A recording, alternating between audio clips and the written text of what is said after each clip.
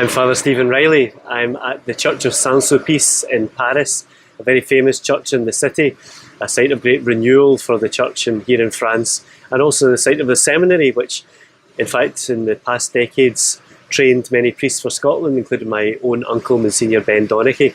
I want to talk to you today about something which is central to our ministry as priests. That's the sacrament of reconciliation. Today, the sacrament of reconciliation, of penance or of confession, is a sacrament which many people shy away from. It's seen to be a burden rather than a gift. And that's a real shame. And perhaps a little bit of history of the development of this sacrament might help us to understand it a little bit better. The first thing to mention with this beautiful fountain in the background is that the sacrament of the forgiveness of sins is baptism. When we are baptised, all our sins are taken away. And that comes into clear focus, for example, in the RCIA process, when adults who are baptised have all of their sins cleansed, and therefore when they celebrate their first reconciliation, perhaps a few weeks later or a few days later, then they're only confessing the sins of the few weeks since they were baptised, because at that point all sins were taken away. So when we celebrate the sacrament of reconciliation, we are renewing our baptism, we're reactivating the power of our baptism.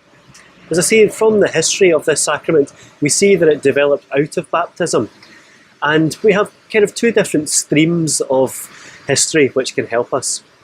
The first is that people, when they sinned in a serious way in the early church, posed a great problem for the church.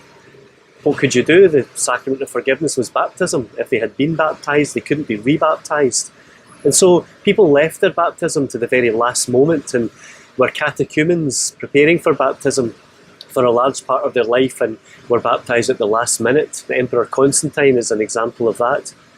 As I say, when people sinned again, a serious sin, perhaps apostasy, turning away from the faith and then once again returning to it, how could the church deal with this? So they developed a system of penances in what really is the roots of our season of Lent. People would put on sackcloth and perhaps ashes. They would undertake public penance, and they would sit in a particular section of the church or at Sunday Mass.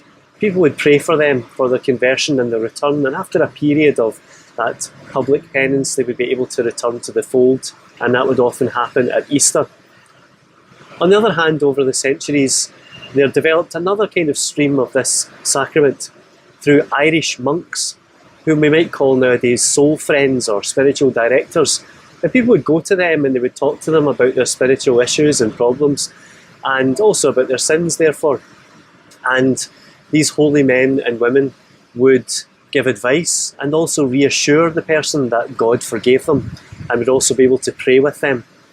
And so over time, those two streams, the stream of the public penitent and the stream of the more private conversations with a spiritual friend who would reassure us of God's forgiveness, they merged together into what we would now call the sacrament of reconciliation.